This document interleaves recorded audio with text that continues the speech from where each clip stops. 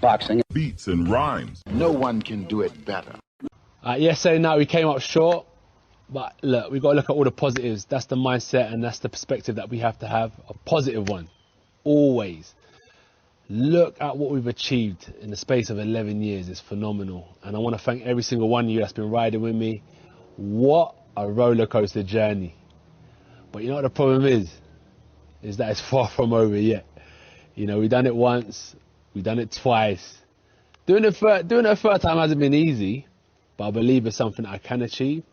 It's about making the right steps forward, working hard, improving, and it's got to come from here more than anything. It can't come from any external voices or influences. It's got to come from here. And it's only been a day, but when I sit back and I'm thinking, I know I got a lot of this, man. I know I got a lot of this. So yeah, just a video to say thanks for your support. Thanks for being on this roller coaster journey with me. Keep your seatbelts tight because deep down in here, I know we've got a lot more to bring. A lot more to bring to the game. And long may it continue. British boxing, I appreciate you. We rise up together. Let's go. The biggest issue with AJ right now is the sense of equilibrium. Like, some were arguing that a few fights back he was too overcautious. And now, after getting knocked out by Daniel Dubois on Saturday, he's talking about heart. Heart. I've got plenty of heart. Here's the thing, yeah, with the critics. He did not quit against Andy Ruiz, but they say he did. But what the boxers have to realise, if you don't quit and you go out on your shield and get knocked out, the memes are still going to come as thick and fast as if you quit. Maybe even more so. Fighting with just heart will get you knocked out. The balance has to be right. Fighting with your brain. You don't throw 3 consecutive right hands and not expect a puncher not to time you. That's how Leo Santa Cruz got knocked out. Same way AJ got knocked out. Threw 3 right hands against a sharpshooter like Tank. And then that left uppercut came in. AJ got hit with a right hand. That might exhibit heart, but it's also low boxing IQ. Anthony and Leo got caught rushing their work against shorter opponents who they should be using their jabs against.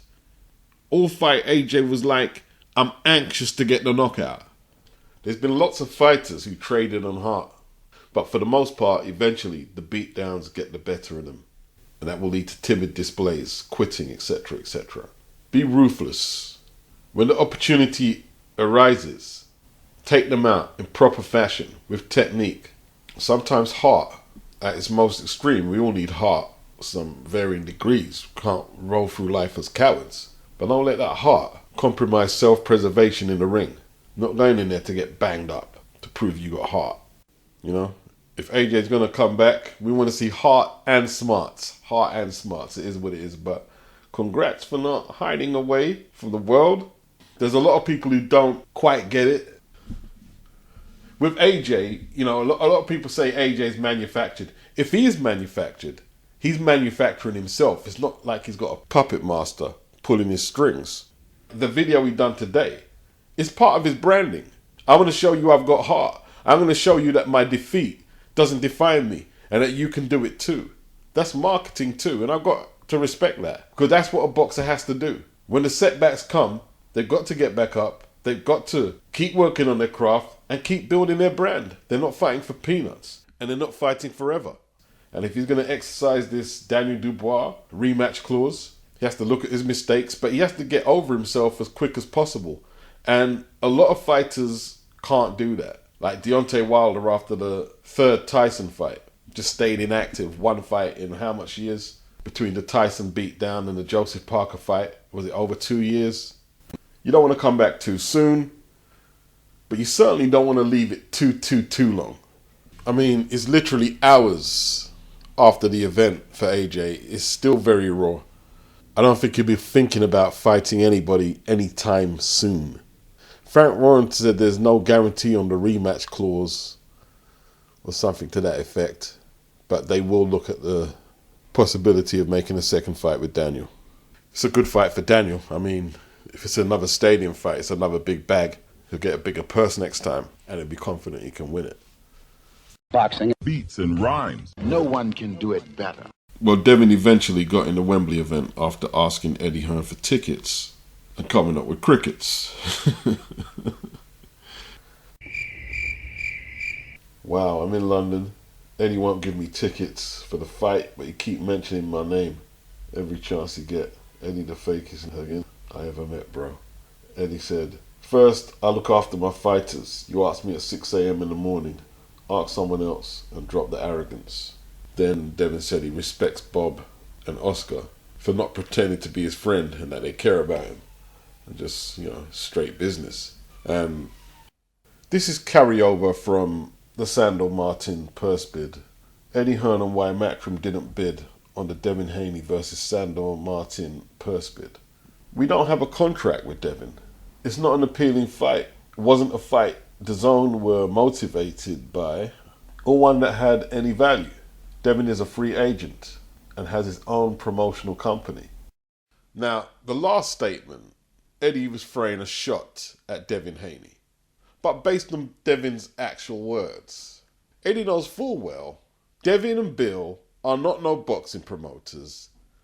They might have whatever they call Haney knockdown promotions, or whatever call it Bill promotions, but you're not promoters. They've never promoted fights. And if they have, it certainly hasn't been at sanctioning belt level. It's all talk. Yeah, I'm my own boss. I'm my own boss. No, you're not. Devin was doing what I would say he was spitting game, yeah? He was spitting game about things that he hasn't done. I'm not going to say he's not capable of doing, but he hasn't done or he's not doing. I think Devin took that to heart. You know what I mean? Like, Eddie put him on Front Street that, nah, you're not really a promoter and I don't promote you. And this is the fallout for you becoming undisputed at 135 on Top Rank. And there's been a few jabs between Eddie and Devin in recent weeks. Bill hasn't got involved. You see, Bill is from a different school. He's a little older and understands that loyalty in business. Here's what a lot of people don't get, but I'm going to break it down. If there's no contract between us, yeah, while it's going all swimmingly well, it's okay. Everything is okay. But the minute you go over there and I've invested so much into your career, whether or not the opportunity for you going over there was one that you felt compelled to take to become undisputed champion, I lose out. You succeed, but I lose out. I've had to seek out other talent while you was away in Australia, giving Bob Arum and Lou DiBella content.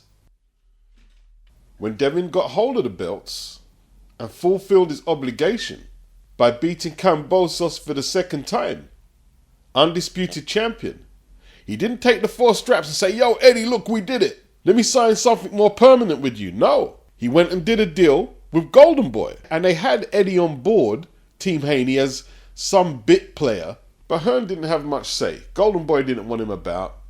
I believe he wasn't allowed in certain sections of whatever arena or venue. And then Devin didn't listen to Eddie when he said, "Well, look, he's coming £3 over. Forget the money you're getting. You've got to make him weigh in with some rehydration clause the next day." And they ignored Eddie. And then he caught the beat down of his life. Look, I just tell you things as real as they are. We're living in a society. People will look in favour of the guy who was juiced up and handed out the beating than the one who was done wrong. Look at you catching a beating on the floor like a suki. Ryan's the winner. I don't care if he's juiced up. Look at you like a suki on the floor. Bitch ass. You can get the losses sponged off your box rec and all of that. The bottom line is Devin's market value dropped after the Ryan Garcia fight. Whether he's got the belt or not. And now he wants to go back to Eddie because Bob Arum didn't pitch up much money for the Sandor Martin purse bid. And Sandor signed to Bob Arum. And now you want to go to Eddie after you've been used out by Top Rank for undisputed fights, by Golden Boy for a career-defining fight against Ryan, a big pay-per-view spinner, and then go back with Eddie with the dregs, Sandor Martin.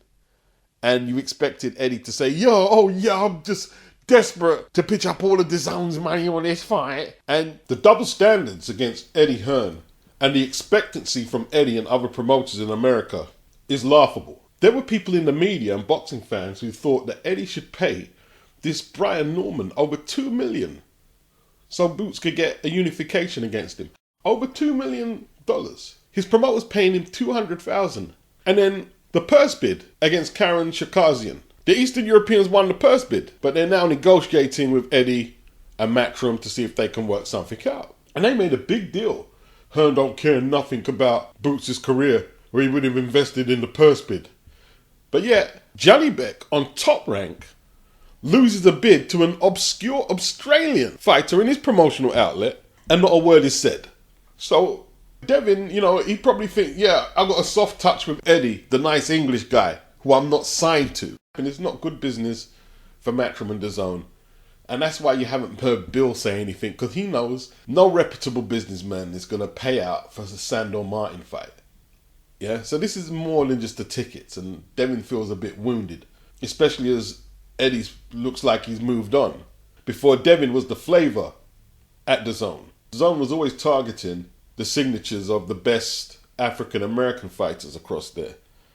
And Devin fit the bill at the time. But right now, Eddie's moved on. He's got Boots Ennis and Shakur Stevenson. And Devin's feeling a bit burnt. And then he's also got his issues of mounting a comeback after that frightful beating he took against Ryan Garcia. Why is a prize fighter complaining about tickets? About getting tickets when he should be focused on what's he going to do? How's he going to get his lick back against Ryan, or if not, move on with his career? How come that's not his focus? Getting tickets is his focus right now. That's what he's getting pissed off about tweeting. The most important people to get tickets, free tickets, for a promoter like Eddie Hearn or Frank Warren are the fighters who are signed to him. It's not just a friendly gesture, come and enjoy the fights. No, they want to see you at the fights, marketing yourself, networking, make their job a little bit easier. It's not just a handout. And I don't know what Devin classes as a friend. He had a working relationship with Eddie, which might have been more cordial than the one he had with Bob. Oscar's just mad. He's just mad. He's just off his head. The bottom line, you can't be talking all that, I'm a boss, I'm a free agent, I run my own company, and be looking for the same level of protection for a fighter who is actually signed with a promoter, who is obligated to get him fights, to negotiate the purse bid, to get him top dollar. 2 doors, you gotta pick one. Boxing. Beats and rhymes. No one can do it better. Members of the media are complaining that they were blocked or barred from the Wembley event on Saturday, where Daniel Dubois knocked out Anthony Joshua in 5. Sports washing. That old chestnut has come back up again.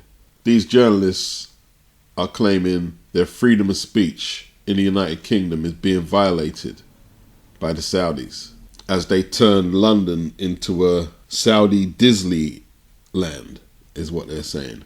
Now, yeah, they held events from the media content on Monday, press conferences, open workouts, weigh-in. They had 5 events, 5 days on the bounce, and then the fight on the 6th day. Then you had the surprise of Rashid Al Mahed singing the national anthem of Saudi Arabia.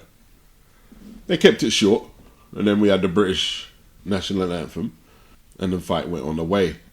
And this sports washing thing won't go away. And when they sung the Saudi Arabia national anthem, it was obvious what they was up to, right? It was obvious. If they want to be a bit indulgent with all of what they laid out, what are we going to say?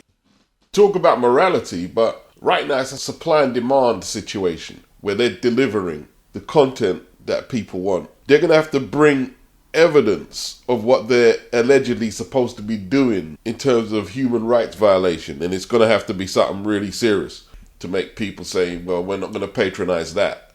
The sports washing story, it's not such a big deal anymore because of 5-day event, 6 including boxing. It's unprecedented. It's absolutely humongous production on a different plateau.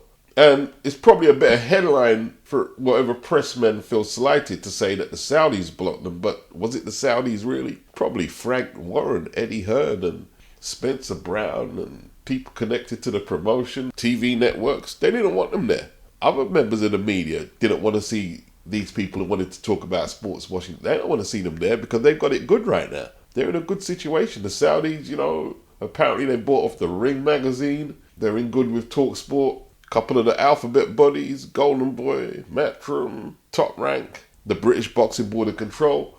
None of these people wanted to see this British journalist talking about sports washing. They don't want him there. It's not just the Saudis. Probably the Saudis probably didn't have to do anything. With the pantomime-like stories, 96,000 seeing Anthony Joshua get knocked out in one of the most dramatic rounds we've seen in heavyweight boxing. Nobody wants to hear what that guy's saying, so it's on the back burner for now. Remember Gareth Davis used to talk about the human rights in Saudi Arabia? Gareth's silence has been bought. I'll give you a target to go after. Go after the Beeb and all the dodgy cover-ups they do, and have the audacity to charge the public the license fee in 2024. Freedom of speech! Just watch what you say. Boxing. Beats and rhymes. No one can do it better.